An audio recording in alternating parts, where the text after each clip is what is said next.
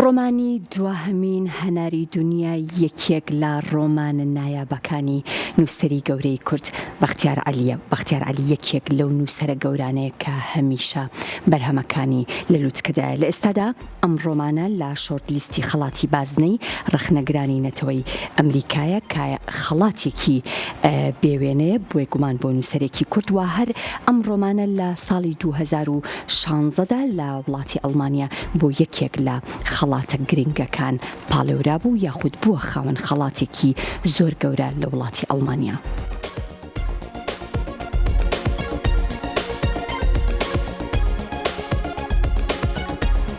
دوهەمین هەناری دنیا بە وەرگێڕانی کەریم عەبدوڕەحمان کە یەکێک بوو لەو 12 کتێبەی گەیشتبوونە لیستی درێژی خەڵاتی بازنەی ڕەخنەگرانی نەتەوەی ئەمریکا لە کەتیگۆری ڕۆمانی وەرگێڕراودا.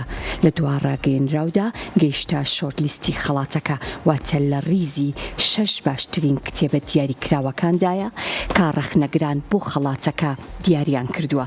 گەیشتن بە شۆرتلیست لە جیهاندا دەستکەوت و دانپێدانانێکی بێوێنەیە. دوهەمین هەناری دنیا لە لیستی باشترین کتێبی هەڵبژێردراوی ڕەخنەگرانی ئەڵمانیادا بوو لە ساڵی 2016دا کە بە ئێرلیست دەناسرێت.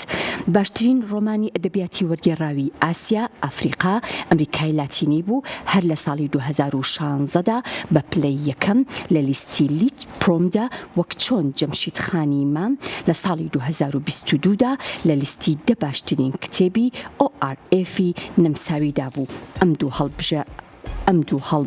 ئەم دووبارە هەڵبژاردنەوەیە دانپێدانانێکی جیهانی ترە بە ڕۆڕاستەقینە و گەشەکەی ئەدەبیاتی کوردیدا.